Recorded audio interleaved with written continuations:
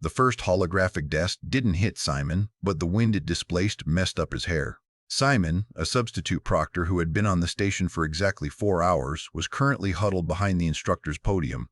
He clutched his clipboard to his chest like a blast shield. He wasn't supposed to be here. He was supposed to be monitoring a silent study hall in Sector 4.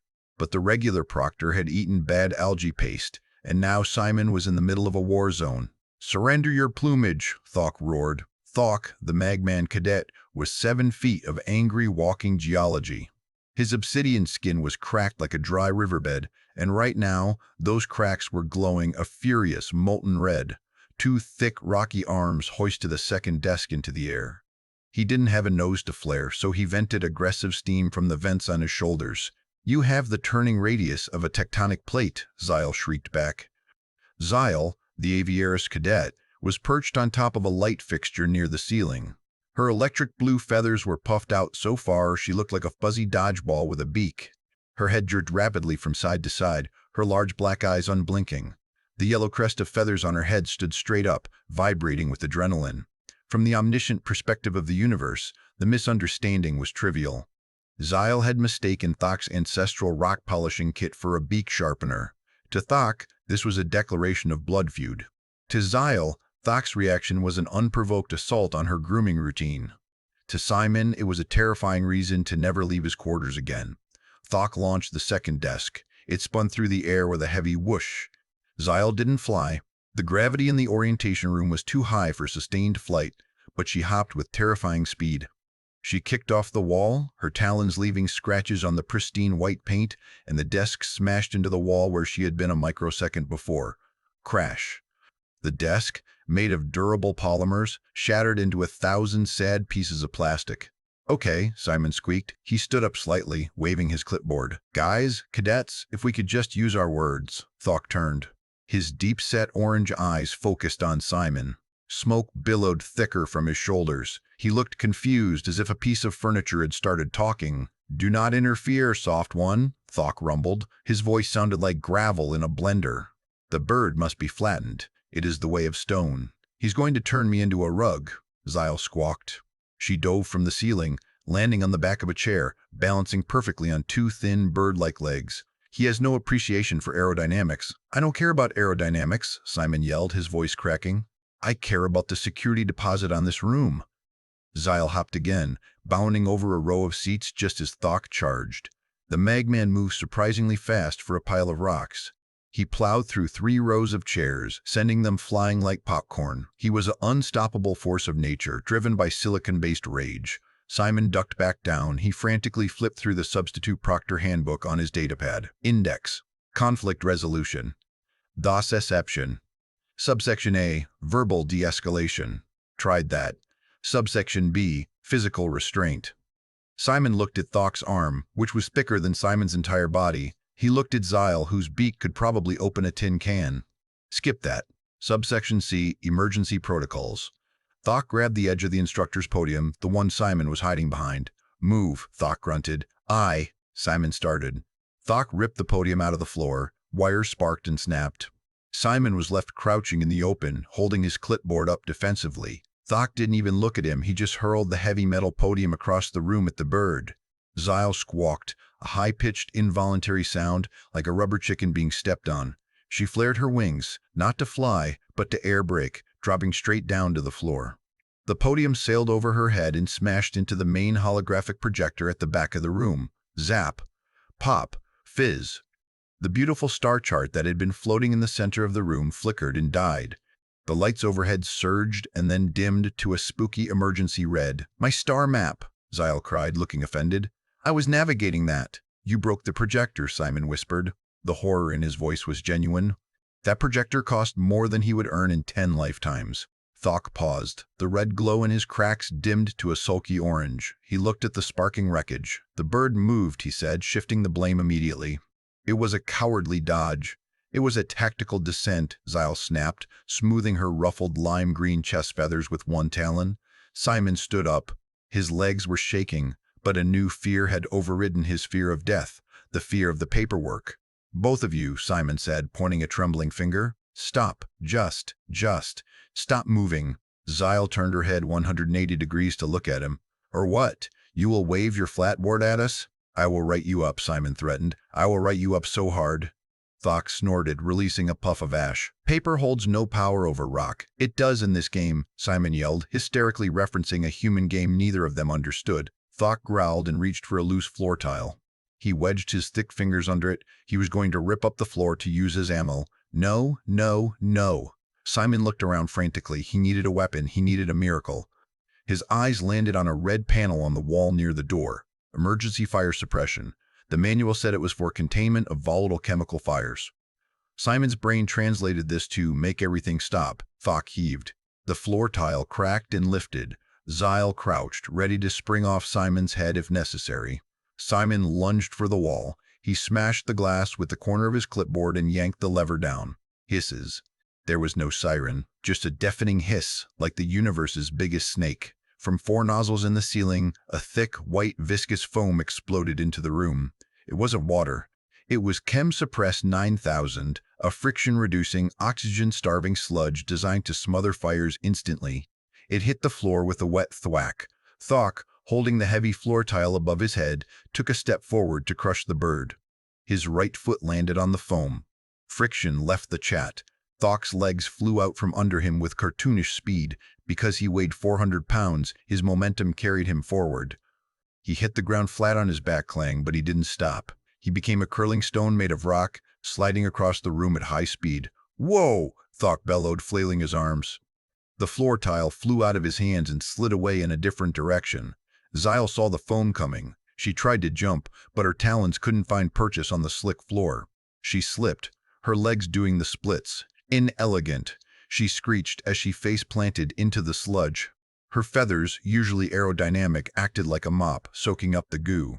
She slid backward, spinning in circles, her beak acting as a rudder. Simon wasn't spared. He let go of the lever and immediately slipped, landing hard on his butt. He slid down the slight incline of the floor right between the 2 aliens. I regret this, Simon yelled as he spun past Vach. The room was chaos. The laws of physics had been replaced by the laws of a slip and slide. Vach bounced off the far wall with a dull thud, spinning him back toward the center. Zyle was flapping her wings frantically, which only sprayed foam into her own eyes. My vision is compromised, Zyle gagged, spitting out white fluff. I am blind. I am vulnerable to predators.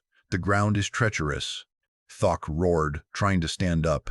He got on one knee, but the knee slid sideways. He fell face first, his rock chin hitting the floor with a spark. Simon came to a stop near the door. He was covered in white goo. He looked like a marshmallow that had been dropped in a barber shop. The hissing stopped. The tank was empty. Silence fell over the room, broken only by the wet slurp sounds of aliens trying to stand up and failing. Vach managed to push himself up to a sitting position. He looked at his hands, which were covered in the white slime. The glow of his lava cracks was muffled. He looked extinguishable. Zyle was lying on her back, feet in the air, looking like a dead turkey. She blinked her large black eyes, wiping foam away with a foamy wing. I feel heavy, she moaned. My lift-to-drag ratio is ruined. Simon wiped his face. He was alive. The fight was over. Okay, Simon panted, trying to sound authoritative from a sitting position in a puddle of sludge. Class dismissed. Then the speaker system chimed. It was a cheerful, polite tone that preceded bad news. Attention Sector 7 personnel. Senior Instructor Vach will be conducting a surprise hygiene and facility inspection in 10 minutes. Please ensure all surfaces are reflective and all cadets are in formation. Have a stellar day. The color drained from Simon's face. Vach and Zyle froze. Even aliens knew the reputation of Senior Instructor Vach. Vach was a 4-armed insectoid who could spot a dust mote from orbit and usually ate people who failed inspections. Simon looked at the room. Chairs were overturned and broken. The floor was missing a tile. The holographic projector was sparking and dead, and every single square inch of the room was covered in 3 inches of industrial fire-retardant slippery foam. Vach looked at Simon. The steam from his shoulders had stopped. He looked terrified. Zyle's crest had flattened completely against her head. 10 minutes, Simon squeaked. Vach looked at the destroyed projector. We cannot fix the light maker, he rumbled softly. Vach will have my pebbles for a necklace. He will pluck me, Zyle whispered, horrified. I will be a nugget. Simon looked at the two of them, the natural enemies, the rock and the bird. They were both looking at him, the human, expecting a solution, because humans were supposed to be the species that fixed things, or at least the species that knew how to lie about things being broken. Simon stood up. He slipped, windmilled his arms, and managed to stay upright by grabbing the doorframe. "Okay," Simon said, his brain shifting from survival mode to frantic cover-up mode. "Nobody is getting plucked, and nobody is becoming a necklace." He pointed at the supply closet across the hall. "We have 10 minutes to clean this up, hide the broken stuff, and convince a four-armed monster that this is exactly what the room is supposed to look like." Vach tried to stand and immediately did a split. "First step," Simon sighed, looking at the massive rock alien. "We're going to need to use you as a squeegee." Zyle blinked. "And me?" Simon looked at her feathery, absorbent body. "Zyle, you're the towel." The foam was settling. That was the first problem. Chem-suppressed 9000 didn't just disappear, it congealed. What had started as a slip-and-slide arena was rapidly turning into a sticky, semi-solid, gelatinous nightmare that smelled faintly of peppermint and failure. Simon checked his watch. The cheap plastic strap was covered in white goo. 9 minutes, Simon announced. His voice echoed in the silent, foam-dampened room. "We have 9 minutes before Senior Instructor Vach walks through that door, sees this catastrophe, and decides to test the airlock cycles with our bodies." Vach was currently trying to scrape foam off his chest. The majestic obsidian plates of his torso were smeared with the white sludge, making him look like a geological formation that had been vandalized by a bakery. The lava-red glow of his anger was now a dull, embarrassed pink. "I cannot move with dignity," Vach grumbled. He tried to stand, his massive stone feet finding purchase for a second before sliding outward again. He fell into a split, his rocky groin hitting the floor with a sound like a hammer striking an anvil. "My center of gravity is mocked by this chemistry." Zyle was in worse shape. The aviaris cadet was huddled in the corner, frantically preening. Her beautiful electric blue plumage was matted down, turning her into a skinny, shivering gray creature that looked more like a wet rat than a bird. "My loft is gone," Zyle whispered, staring at a clump of foam on her wing. "I am flightless. I am grounded. I am time a simperses, pedestrian." She said the last word with the same revulsion most people reserve for radioactive. "Listen to me." Simon clapped his hand, sending a spray of foam into his own face. He wiped it off aggressively. "We are not dying today. I have a plan, but it requires you two to stop being natural enemies and start being janitorial equipment." Vach narrowed his glowing eyes. "Explain." "Vach," Simon pointed, "you are heavy. You are flat. You are made of rock. You are the squeegee." "I do not know this word," Vach said. "Is it a rank?" "It is a position of great importance," Simon lied through his teeth. "You will lie on your stomach. I will push you. You will plow the foam into the ventilation intake vents in the corners." Vach looked at the floor. He looked at the vents. He looked at Simon. "I am a warrior of the magma crust. I do not. Trums, trums, trums, trums and trums. Trums and trums, durums and trums, geot trums." Trums is gesturing to Thach's current state of creamy defeat. "Do you want your clan to know you were defeated by soap?" The steam vents on Thach's shoulders hissed. The threat to his honor was effective. "I will become the squeegee," he declared solemnity. "But we never speak of this." "Deal." Simon turned to Zyle. "Zyle, you're absorbent. You're the mop." "I beg your pardon?" Zyle squawked, her crest trying to rise but flopping over under the weight of the goo. "You will drag behind Thach and soak up the residue," Simon commanded. "Then you will wring yourself out in the sink. Repeat until dry." "This is degrading," Zyle cried. "My feathers are for courtship and navigation, not floor sanitation." 8 minutes, Simon screamed. The sheer panic in the human's voice overrode millions of years of evolutionary pride. Thach flopped onto his belly with a ground-shaking thud. He extended his massive arms like a snowplow. "Engage propulsion," Thach rumbled into the floor. Simon grabbed Thach's rocky ankles. He dug his boots into the few dry spots on the floor. "Zyle, grab his shoulders. Form the train." Zyle hopped pitifully onto Thach's back, gripping his tactical harness with her talons, her tail feathers dragging on the floor behind them. "Mush!" Simon yelled. He pushed. The physics of the situation were surprisingly favorable. Thach's polished obsidian chest combined with the friction-reducing foam meant that once they got moving, they moved. They shot across the room. Thach's arms funneled a massive wave of white sludge ahead of him. Zyle, trailing behind, acted as a polishing cloth, her feathers collecting the streaks.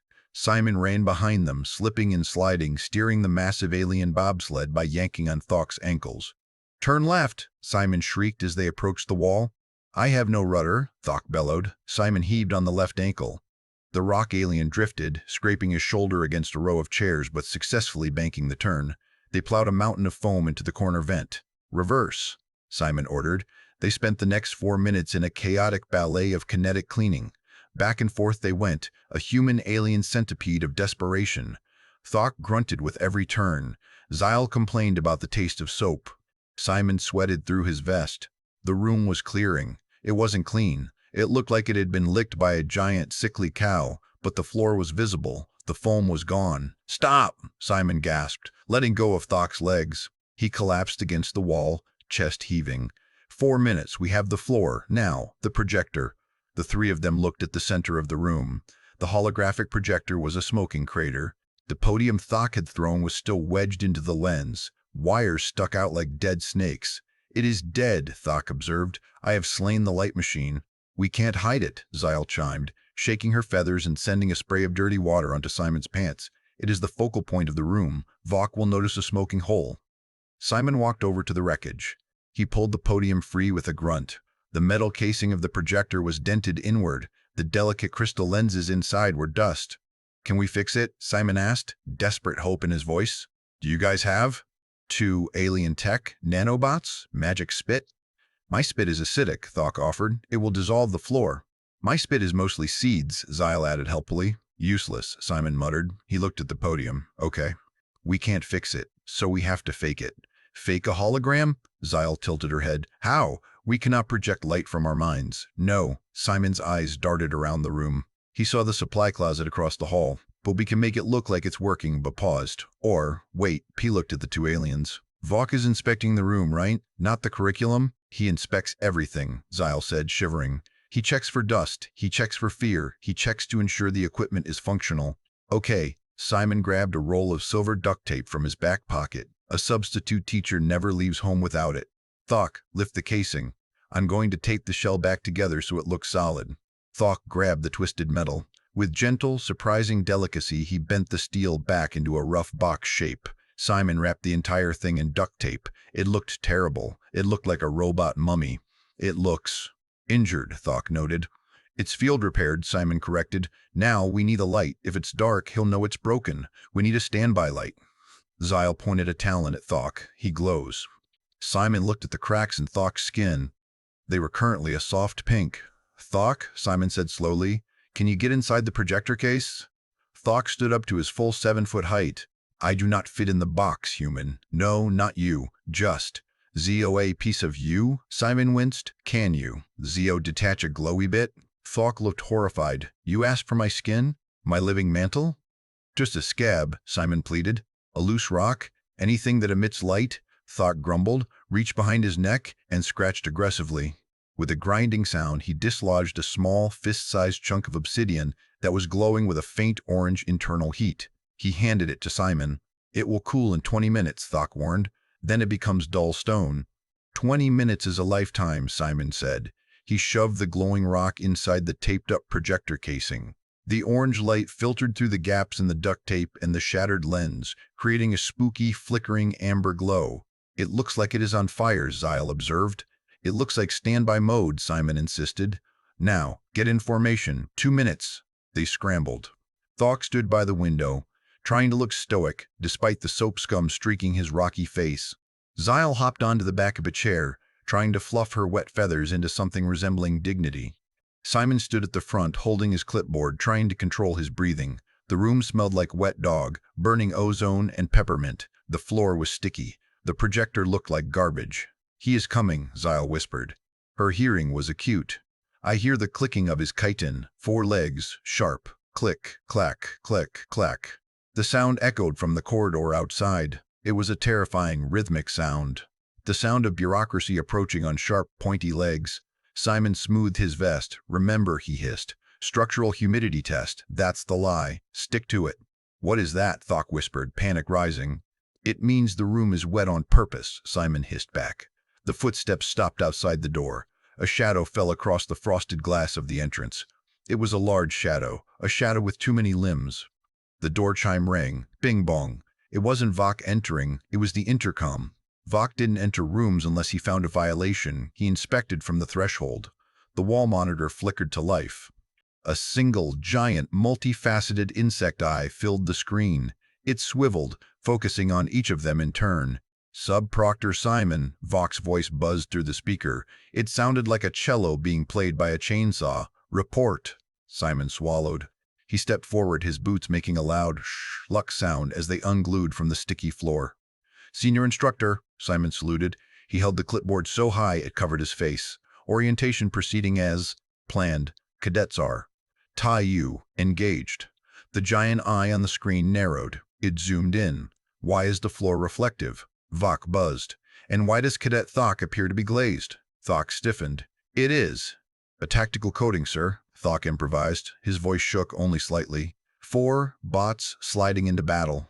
Vach's eye twitched. Sliding? Friction negation training. Simon jumped in. Yes, we are running a simulation on. An ice planet. A zero-friction environment to test balance and core stability. There was a long silence. The eye stared. Zyle held her breath, looking like a drowned rat. An ice planet, Vach repeated. In an orientation hall? It's a very immersive orientation, Simon said, sweating profusely. The eye swiveled to the projector, the duct-taped, glowing monstrosity in the center of the room. And the hollow emitter, Vach asked. Why is it bandaged? And why is it pulsating the color of a dying star? Simon's brain stalled. He looked at the projector. It did look like it was dying. It's blurted, Simon blurted out, from the intensity of the simulation. The graphics were so high definition, so crisp, that the machine fevered. We have applied a thermal containment wrap. Thermal containment wrap, Vach repeated. He sounded skeptical. Suddenly, the rock inside the projector shifted. The light flickered violently, then flared bright red. A puff of smoke squeezed out through a gap in the tape. It is smoking, Vach noted dryly. Atmospheric effects, Zyle shouted suddenly. She couldn't help herself. The silence was too terrifying. To simulate the fog of war. It is realism. Simon looked at Zyle. Thok looked at Zyle. Vach's eye widened. Realism, Vach mused. I see. The insectoid instructor paused.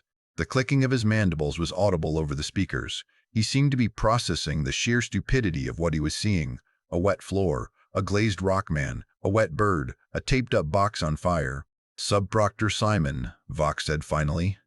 Sir? This is the most chaotic, hazardous, and structurally questionable training setup I have seen in this sector.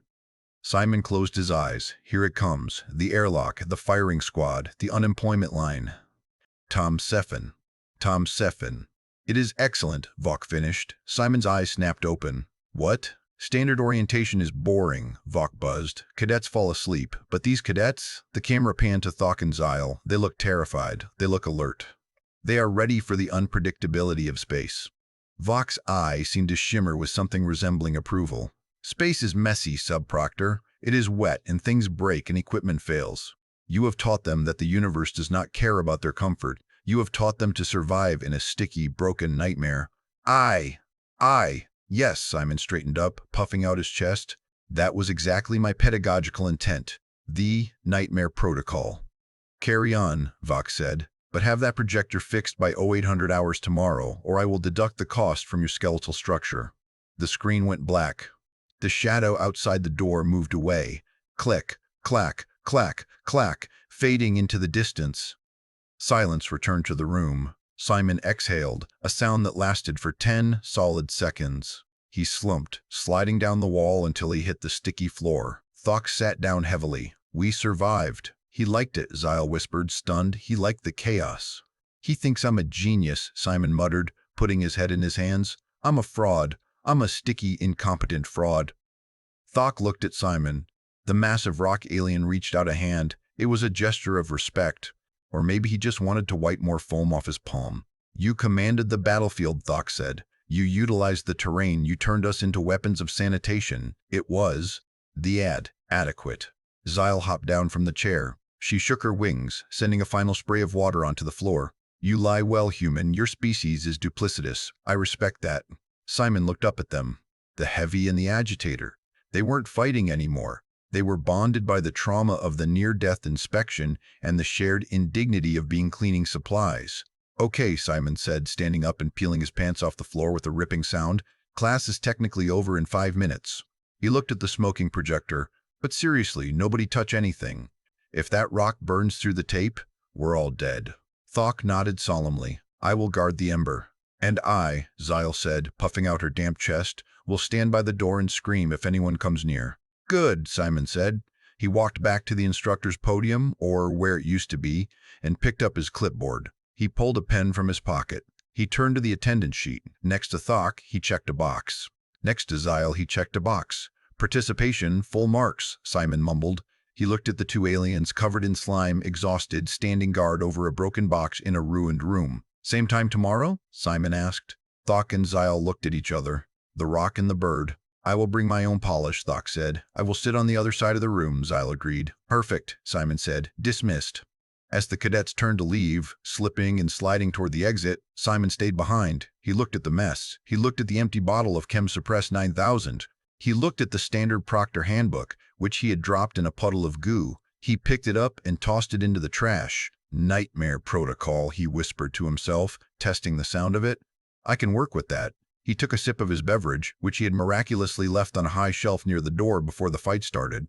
It was lukewarm. It was stale. It was perfect. The automatic door to the orientation hall slid shut behind them with a decisive whoosh, sealing the scene of the crime inside. Simon, Thok, and Zyle stood in corridor Zeta. The hallway was pristine, lined with polished chrome and soft blue lighting that reflected mercilessly off their slime-covered bodies. The adrenaline of the inspection was fading, replaced by the cold, sticky reality of physics. "We did it," Zyle chirped, though the sound was muffled. She tried to flap her wings to celebrate, but nothing happened. "My wings. Why do they not deploy?" Simon looked down at his vest. The white Chem Suppress foam wasn't dissolving. In the cooler air of the hallway, it was beginning to undergo a chemical reaction. It wasn't just drying, it was curing. "Thok," Simon said, his voice rising in pitch. "Try to move your arm." The massive magman grunted. He strained.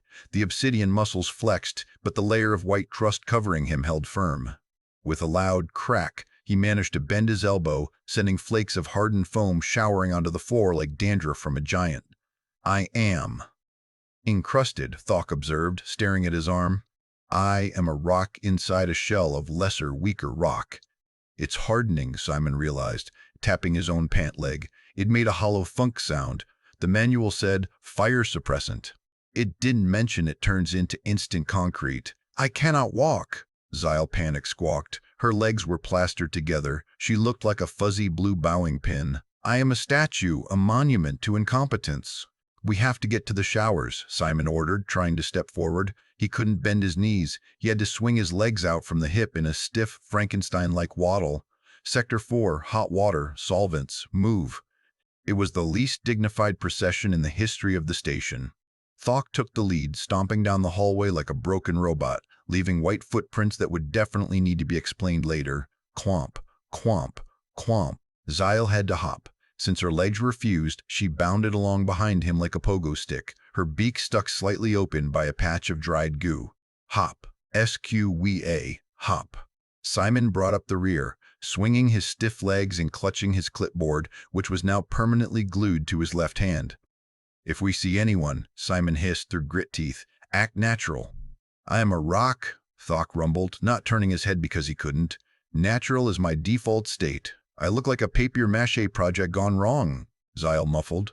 They rounded the corner toward the lifts. Thankfully, the corridor was empty. They had survived the fight. They had survived Vach. Now, they just had to survive the solvent scrubbers without bonding their skin to the drainage grates. Simon looked at his two cadets. They were a disaster. They were hazardous. They were currently hardening into permanent fixtures of the hallway, but they hadn't killed each other. "Hey," Simon called out, waddling faster to keep up. Thok and Zyle paused mid-stomp and mid-hop. "Good hustle today," Simon said, a genuine smile cracking the dried foam on his face. "Solid teamwork, literally." Thok's lava cracks glowed a warm, appreciative orange beneath the crust. Zyle managed a small, affectionate whistle. "Now run," Simon commanded. "I think the solvent shower is close in 5 minutes." The three of them accelerated, a clomping, hopping, waddling mess of interspecies cooperation, racing against the hardening agent of their own success.